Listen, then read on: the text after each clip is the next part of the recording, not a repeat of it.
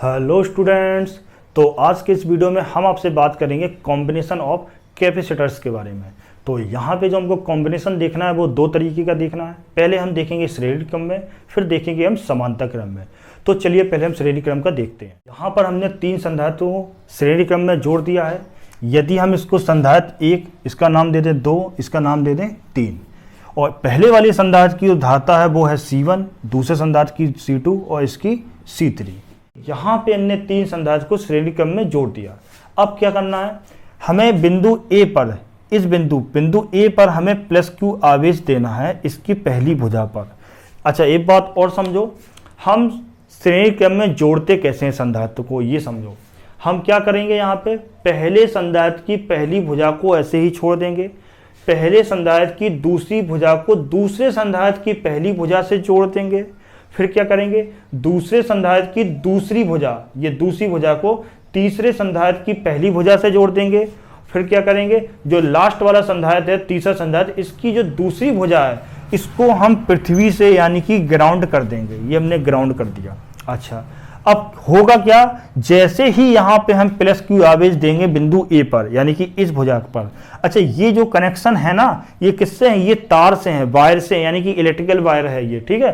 तो ये धातु के, तो यहाँ पे जो आवेश होगा वो यहाँ पे आगे बह जाएगा।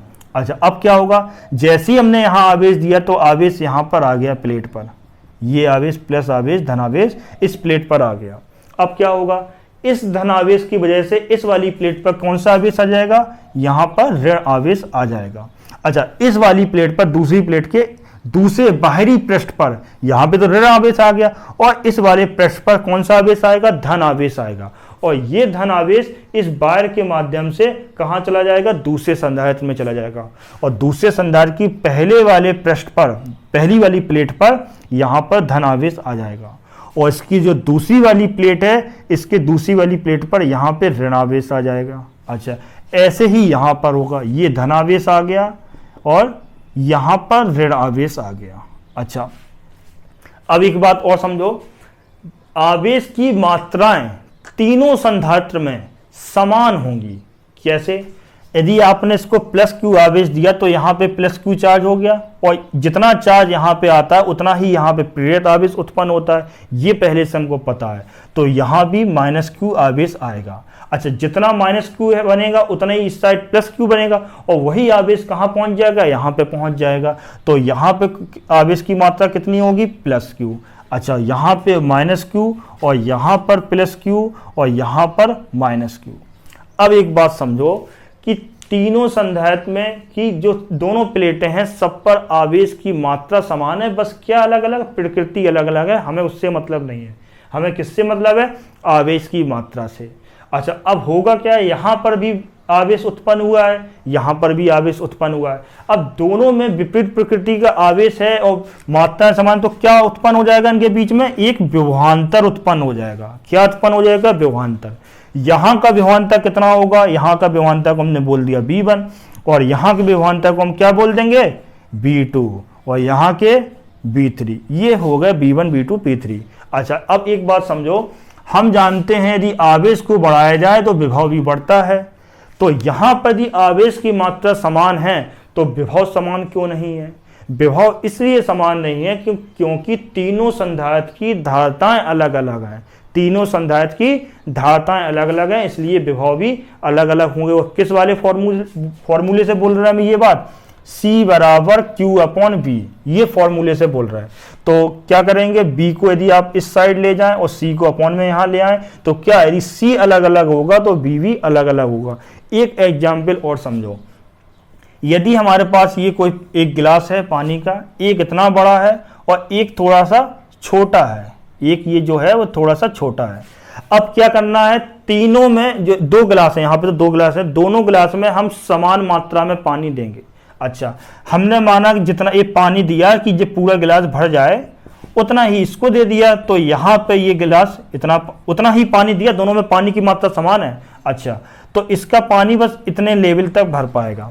अच्छा, अब देखो, इन दोनों गिलासों के पास धारता यानी कि पानी को धारण करने की क्षमताएं तो अलग अलग हैं, लेकिन अब आप पानी कम दे रहे तो हम उसमें क्या कर दें, बात समझ में आ रही।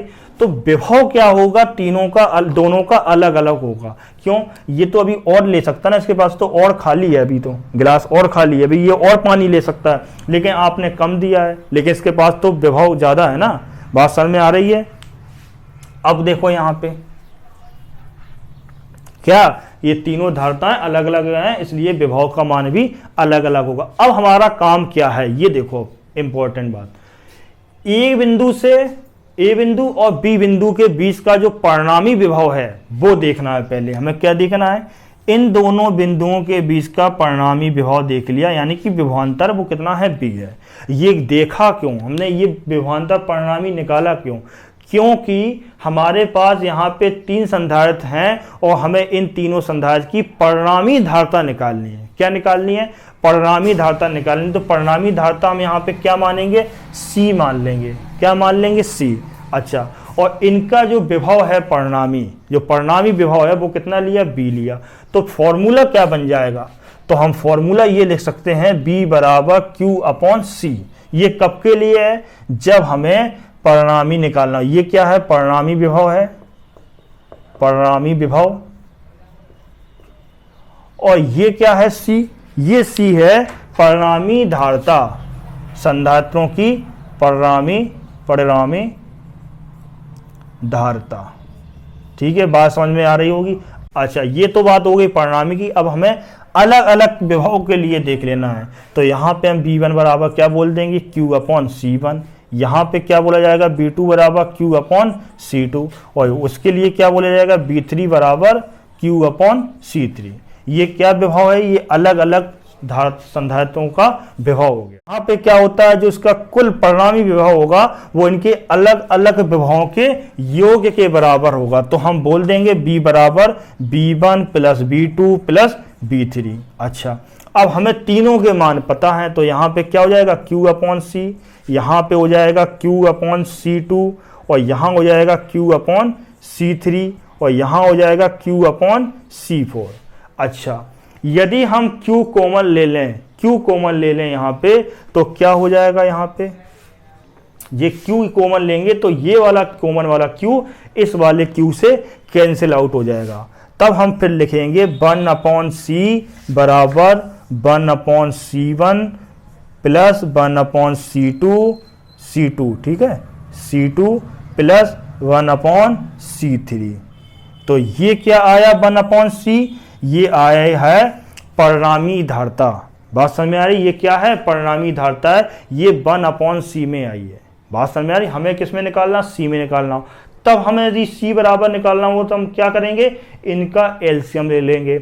जब हम न्यूमेरिकल पढ़ेंगे तब इसको और अच्छे से समझ जाएंगे। बात समझ में आई। लेकिन हमारे पास जो रिजल्ट आएगा, डेरिवेशन जो हमको एग्जाम में करना है, वो डेरिवेशन बस यहीं करके हम छोड़ देंगे। बात समझ में आ रही है, ठीक है। तो ये किसके लिए परिणामी धारता आई, जब हमारे पास श्रेणी क्रम में संधारित्र लगे हुए हों। यदि 3 से ज्यादा होते, 4 होते, 5 होते, n तक होते, तब हम क्या करते, प्लस लगा के 1 अपॉन C4 प्लस लगा के 1 अपॉन C5, इस तरीके से हम कर देते। अच्छा, श्रेणी क्रम के लिए संधारित्र कितने होने चाहिए, 2 या 2 से अधिक होना चाहिए। अच्छा, एक बात और समझो, हम संधारित्र को श्रेणी क्रम में कब लगाते हैं या क्यों लगाते हैं। जैसे हमारे पास 3 संधारित्र हैं, ठीक है, किसी की वैल्यू ज़्यादा है, किसी की कम है, किसी की और कम है। तो यहाँ पे देखेंगे जिस संधारित्र की वैल्यू सबसे कम है, जिस संधारित्र की वैल्यू सबसे कम है, माना कि C3 की सबसे कम है, ठीक है, माना कि हमने C3 की सबसे कम है, और हमें चाहिए है ऐसा संधारित्र जिसकी धारता C3 से भी कम हो, जिसकी धारता C3 से भी कम हो। तो हम क्या करेंगे, तीनों को श्रेणी क्रम में जोड़ देंगे, तो उनका जो परिणामी धारता निकल के आएगी वो C3 से भी कम आएगी। अब आपको क्या करना है, आपको ये करना है, घर पे बैठ के C1 यहाँ पे लिख दे रहा है, C1 की कुछ वैल्यू मानो, C2 की कुछ वैल्यू मानो, और C3 की कुछ वैल्यू मानो। इसकी मान लो 2, इसकी मान लो 3, इसकी मान लो 4। इस तरीके से इन तीनों की वैल्यू मानकर यहाँ पुट करो, ठीक है। फिर आप देखना कि जो C की वैल्यू, ये तो 1 अपॉन C है, आपको C निकालना है, 1 अपॉन C को सॉल्व करेंगे, ठीक है, एलसीएम लेके ऊपर ले जाएंगे। तो C की जो वैल्यू आएगी वो C1 से भी कम आएगी, ठीक है। इसको खुद से सॉल्व करना। तो अब हम जल्दी से देख लेते हैं समानता क्रम। अब हमने यहाँ पर 3 संधारित्र को समांतर क्रम में जोड़ दिया है, ठीक है। तो समांतर क्रम में जोड़ने का मतलब कैसे जोड़ा कैसे जाता है, इसको देखो। हम क्या करते हैं, हमारे पास जितने भी संधारित्र हों, 2 हों, 3 हों, 50 हों, जितने भी संधारित्र हों, उनकी पहली भुजाओं को एक अलग बिंदु पर जोड़ दें, बाकी की दूसरी भुजाओं को एक अलग बिंदु पर जोड़ दें। तो जब इस तरह से जोड़ देंगे तो ऐसा संयोजन समांतर क्रम संयोजन कहलाता है, ठीक है भैया। इस बिंदु का नाम दे दिया हमने ए और इस बिंदु को नाम दे दिया हमने बी, ठीक है। और ये जो तीनों संधारित्र हमने लिए हैं, इनकी धारताएं कैसी हैं, अलग अलग हैं। इसकी धारता मान ली हमने C1, इसकी धारता C2 ले ली और इसकी धारता C3 ले ली। अब अगला काम क्या होता है, हमको आवेश देना है। आवेश कहाँ देंगे, आवेश हम सीधे यहाँ नहीं दे देंगे। आवेश कहाँ देंगे, आवेश हम बिंदु ए पर देंगे। आवेश हम इस बिंदु पर देंगे। कितना आवेश की मात्रा, +q आवेश हमने दिया यहाँ पे, ठीक है। अच्छा, जब आप +q आवेश देंगे तो आवेश यहाँ पहुँच जाएगा, इस वाली प्लेट पर, इस वाली प्लेट पर आवेश पहुँचेगा, ये पहुँच गया आवेश। और साथ में क्या करना होता है, इस बी वाले बिंदु को हमें जमीन से यानी कि अर्थ से ग्राउंड कर देना होता है। जैसी ग्राउंड करोगे तो यहाँ पे एक प्रेरण आवेश उत्पन्न हो जाता है, यहाँ पे प्रेरण आवेश उत्पन्न हो जाएगा। ये इस तरीके से हो गया, ठीक है। अब एक बात यहाँ समझो, जैसे ही आप यहाँ आवेश देंगे तो तीनों संधारित्र में जो आवेश पहुँचेगा वो अलग अलग पहुँचेगा, यानी कि तीनों संधारित्र में आवेश की मात्राएं अलग अलग हो जाएंगी। ऐसा नहीं होगा, अभी पीछे आपने देखा होगा श्रेणी क्रम में, वहां पे जितने भी संधारित्र थे उन पे आवेश की मात्रा समान थी। क्यों समान थी, क्योंकि जो आवेश है वो एक से दूसरे से होकर जा रहा था। कैसे, जैसे लास्ट वाला संधारित्र है उस पे जो आवेश आया था वो पहले वाले संधारित्रों से होकर आया था, ठीक है। लेकिन यहाँ पे ऐसा नहीं है, यहाँ पे सभी में ये तीनों अपने आप में स्वतंत्र हैं। इसे जितना आवेश चाहिए वो सीधे यहाँ से ले सकता है, इसे जितना आवेश चाहिए वो सीधे यहाँ से ले सकता है, इसे जितना आवेश चाहिए वो सीधे यहाँ से ले सकता है।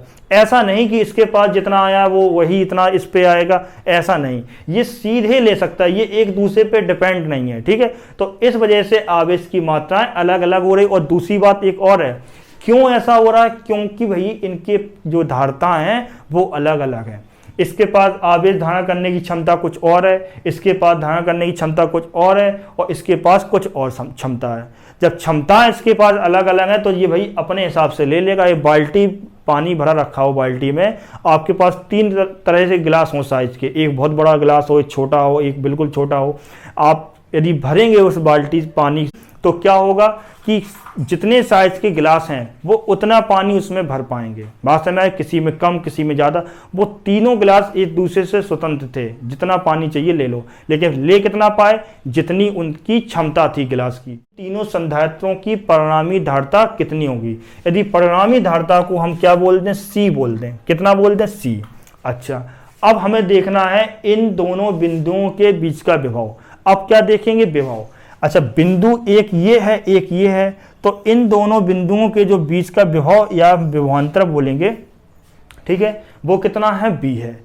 अच्छा, अब देखो अलग अलग संधारित्रों को जो प्लेटें हैं इनके बीच का विभव कितना होगा, तो इनका भी जो विभव B ही होगा। क्यों होगा, क्योंकि भाई ये जो है ये A बिंदु और B बिंदु के बीच जुड़े हैं, तीनों संधारित्र A और B बिंदु के बीच में जुड़े हैं, और आप जो विभव निकाल रहे हैं वो भी A और B के बीच में निकाल रहे हैं। बात समझ आई।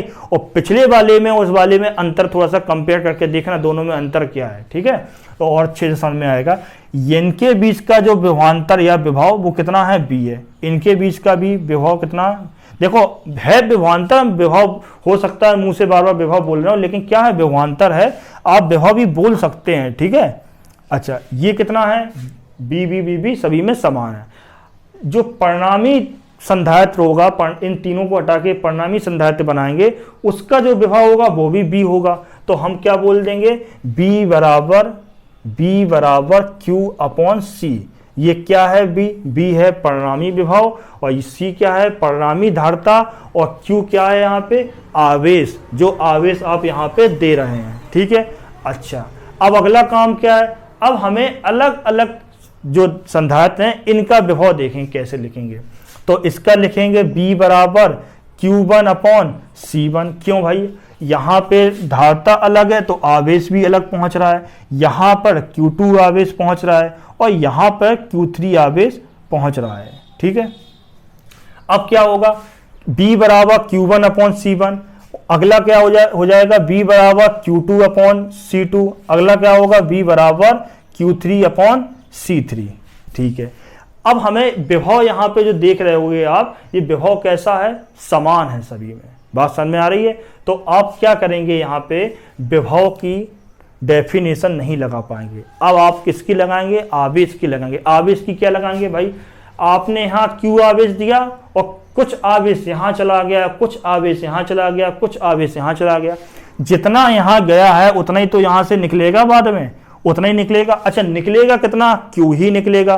तो हम क्या बोल सकते हैं, ये बोल सकते हैं Q बराबर Q1 plus Q2 plus Q3, ये बोल देंगे। ठीक है, अब अच्छा इस वाले फॉर्मूले से Q बराबर क्या हो जाएगा, Q बराबर हो जाएगा BC, तो यहाँ हम बोल देंगे BC।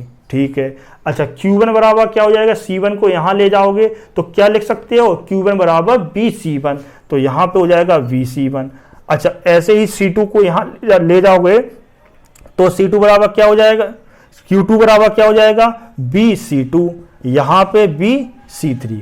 अब देखो यहाँ से B आप कॉमन ले लो, तो B कॉमन लेंगे तो क्या हो जाएगा C1 plus C2 plus C3, और यहाँ पे BC, तो B से B कैंसिल आउट हो जाएगा।